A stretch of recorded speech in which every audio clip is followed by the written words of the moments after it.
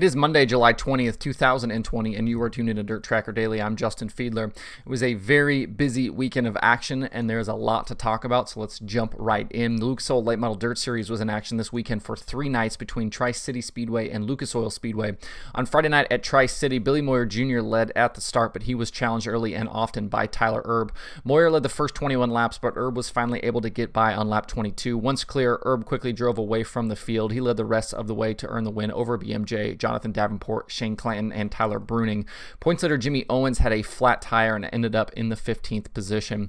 Moving over to Saturday and the Lucas Oil Speedway for the Show Me 100, the night was dominated by series invaders. Except for an early 13-lap stretch where Shannon Buckingham took the lead, it was all Peyton Looney out front. He led 87 laps en route to the $20,000 win. Kyle Strickler finished second with Buckingham third, Chris Ferguson fourth, and Ricky Thornton Jr. in fifth. The highest finishing series regular was Jimmy Owens in seventh. Looney is only the second driver in history from Missouri to win the Show Me 100. On Sunday at Lucas Oil, $12,000 was on the line for the Diamond Nationals, and it was again a night about a series invader. Chris Ferguson led from the pole, and he was good out front until he caught lap traffic. Billy Moyer Sr. briefly took the lead on lap 9 while the two were in traffic, but Ferguson battled back to the top spot. The North Carolina driver officially led the rest of the 50-lap feature, but it wasn't easy. He had to hold back several challenges, including a late charge from Jonathan Davenport. Coming to the checker, the two drivers were side by side, with Ferguson winning by 0.086 seconds. Shane Clanton finished third, Rick Eckert was fourth, and Shannon Buckingham was fifth. Jimmy Owens again had problems and finished in the 15th position. I talked Friday about how if anyone was going to challenge Owens for the championship, they needed to start making a move, and very quickly. And we might have seen that this weekend. Jimmy Owens' trouble, combined with a solid weekend for Davenport, which included a third-place finish and a second-place finish, has seen Owens' points lead shrink from over 400 down to now 315 points. Tyler Erb, Tim McCready, and Josh Richards round out the top 5. Lucas Oil Late Models are back Thursday at I-80 Speedway in Nebraska. If Davenport can keep this up and Owens maybe has some more issues in the future, we could have a very tight battle here very quickly. So we'll keep an eye on all of that going forward. The All-Star Circuit of Champions was in Pennsylvania this weekend for a trio of shows. Friday night at Williams Grove, Anthony Macri started on the pole, and he looked nearly unstoppable out front for much of the going. Even when he made mistakes, he was able to recover and stretch his leads back out. Late in the going, though, Kyle Larson found the speed and started his march toward the front. He was using big sliders into Turn 3 to clear rivals, and it was epic to watch. With 4 laps left, he used the same move into Turn 3 on Macri that he'd used multiple times on the night and took the top spot. He drove away from Macri's 39 over the final laps to win his third All-Star feature in a row. Macri was second, Kerry Madsen third, David Gravel fourth, and Darren Pittman was fifth. Also, like I talked about last week, there was a number of invaders, World of Outlaws guys, all kinds of guys in these fields this weekend in Pennsylvania. Interesting, a lot of guys were at Williams Grove Friday, and then a bunch of actually people went over to Lincoln on Saturday. So the Port Royal Saturday field looked a little bit different, but then a lot of those guys then came to Port on Sunday. So very strong sprint car fields this weekend in Pennsylvania, and it was fun to watch. On Saturday night, the All-Stars moved over to Port Royal for the first of 2 nights as part of the Bob Weichert Memorial. Brent Marks took the lead in the early going, but the racing out front was good. Marks had to fend off challenges from both Danny Dietrich and Logan Wagner in the Zemco car. Behind them, though, Larson was lurking again. He started 7th and by halfway had moved past Wagner for 2nd. 5 laps later, Larson was able to work lap traffic just a little bit better than Marks out front, and he grabbed the top spot coming to 10 to go. From there, Larson drove away over the final laps to earn his 9th All-Star win of the season. Brent Marks finished 2nd, Anthony Macri 3rd, Logan Wagner 4th, and Aaron Reitzel finished in 5th. On Sunday at Port Royal for the Weichert finale, Kerry Madsen and Carson Macedo led the field to green, with Larson starting in the 6th position. Larson told Blake Anderson earlier in the night that he wanted to get to the front quicker, and he certainly followed through on that, grabbing the lead from Macedo on lap 10. After that, he survived multiple restarts and was never challenged out front for the remainder of the race. It was a weekend sweep for Kyle Larson with the All-Stars. Lance DeWeese finished 2nd, Anthony Macri 3rd, Danny Dietrich 4th, and Jacob Allen finished 5th. As I was looking through Larson's stats this season with the All-Stars, I noticed something really interesting. He does have an insane 10 wins in 16 starts and an average finish of 2.25 this year with the All-Stars, but through those 16 race nights, Larson has yet to win a heat race. He's finished second 8 times, but no wins, and I fully understand that heat races are obviously not what he's out there to win, and with the way the All-Star format works out, you don't necessarily need to win heat races to make dashes and to start up front in the feature. But I feel like with as fast as he's been, it's crazy to think that in 16 heat races, he hasn't snuck to the front in one of those those races. If you want to check out more All-Star stats, you can find that at DIRTRACKR.com/analytics. Leaving the weekend, the points battle remains pretty much unchanged. Aaron Reitzel still leads Corey Eliason. Neither driver had a particularly notable weekend, so there wasn't a lot of movement there. Next up for the All-Stars is July 30th at the Plymouth Dirt Track for the Race Rudine Foundation race. You can watch that live on Flow Racing. The World of Outlaws late models were in North Dakota this weekend for a pair of shows. Friday's race at River Cities was rained out and then pushed to Sunday. Saturday, the series was at Red River Valley Speedway. Ricky Weiss was good out front at the start, but Darrell Lanigan made a move in traffic to take the lead on lap 20. He never looked back from there, driving away to his 74th career World of Outlaws win. Brandon Shepard finished second, Ricky Weiss third, Chase Youngins was fourth, and Ashton Winger finished in fifth. On Sunday at River Cities, Ricky Weiss was again out front in the early going, but again couldn't stay there.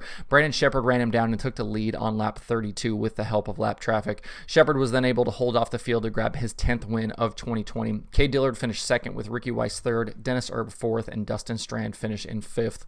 In the last 7 races, Brandon Shepard has 5 wins and 2 second place finishes. His average finish over the last 5 is 1.2.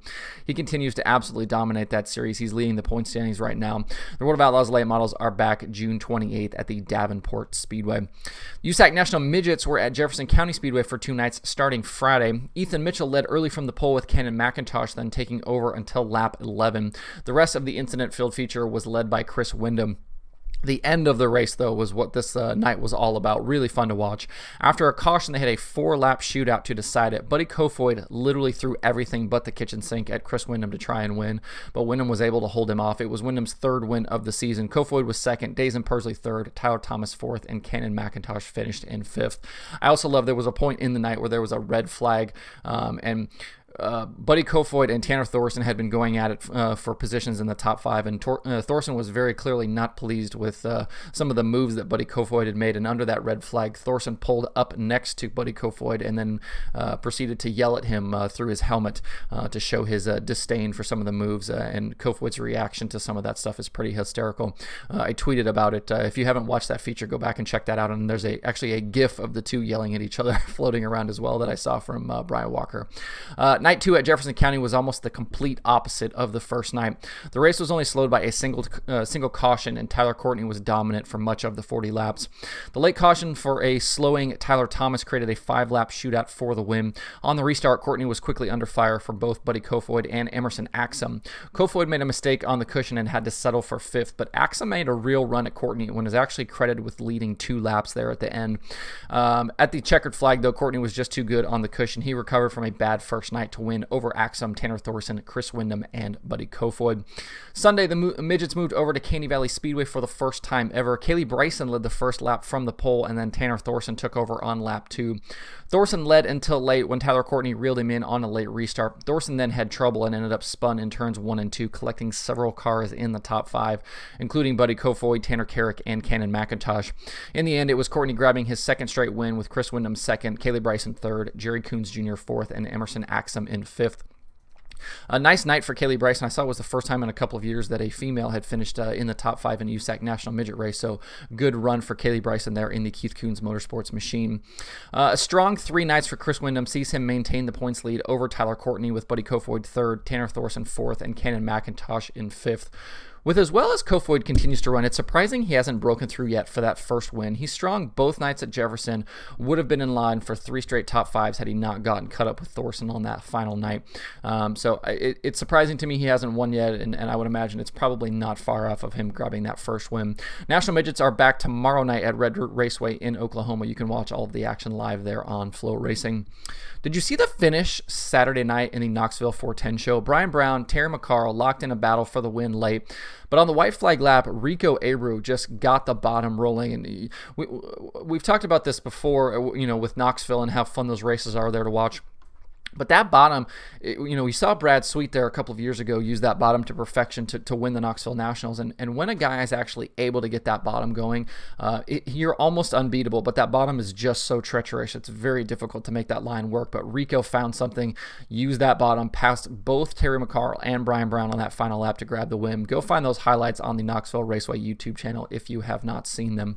The Southern Nationals continued over the weekend, and it was all about Brandon Overton. After winning Thursday night at Sonoya, he backed back that up with wins then at Needmore Speedway, Screven Motor Speedway, and Cochrane Motor Speedway to go 4 in a row. With 4 races remaining on the tour, Overton has taken control in the point standings over Chris Madden. The series is back tomorrow night at Tri-County Raceway in North Carolina. All of those shows can be watched live between Dirt on Dirt and Flow Racing. Over to the Summer Nationals, the weekend late model features were won by Brian Shirley, Jason Fager, and Bobby Pierce. Brian Shirley leads the series point standings, but Bobby Pierce is only 13 markers behind him. Mike McKinney and Mike Harrison won the weekend modified Nationals features, with Sunday's race getting canceled due to rain. Mike McKinney is your current modified Nationals points leader. Summer Nationals are back tomorrow night at Peoria Speedway. They are off for a scheduled night off tonight. To see a full list of weekend open wheel winners, check out tjslideways.com, and to see a full list of weekend late model winners, you can check out dirtondirt.com. Before we finish today, I wanted to give a shout out to Heath Moyle. He was just named crew chief for Ryan Smith and the Hefner Sprint Car team up there in Pennsylvania. Heath is a longtime Sprint crew member, a guy I like to call a friend, and he had an accident a couple of years ago. He's actually not been able to work as he's recovered from injuries sustained in that accident, but he was recently cleared to return working on race cars, and it's really cool to see him get this opportunity to be a crew chief for the first time and to do it with a team like Hefner and a driver like Ryan Smith. It sounds like over the weekend that Ryan Smith's performance was actually picked up thanks to Heath and some of the things that he's been able to bring to that team and take some of the pressure off Ryan Smith there. So pumped for my buddy Heath. No doubt in my mind that he won't be a great crew chief, and looking forward to see what he can do with Ryan up there. That's a show for today. You can find Dirt Tracker Daily on Apple Podcasts, Spotify, Stitcher, or where you get podcasts. Please subscribe and leave a review. You can also watch the show every day on YouTube and Facebook. You can email the show at info@dirttracker.com, and you can follow along at facebook.com/dirttracker, twitter.com/dirttracker, and the website itself, dirttracker.com. You can follow me personally on Twitter at Justin_Fiedler, and you can sign up for the Dirt Tracker weekly newsletter on the site. Thanks everybody for tuning in. We will see you tomorrow for more Dirt Tracker Daily.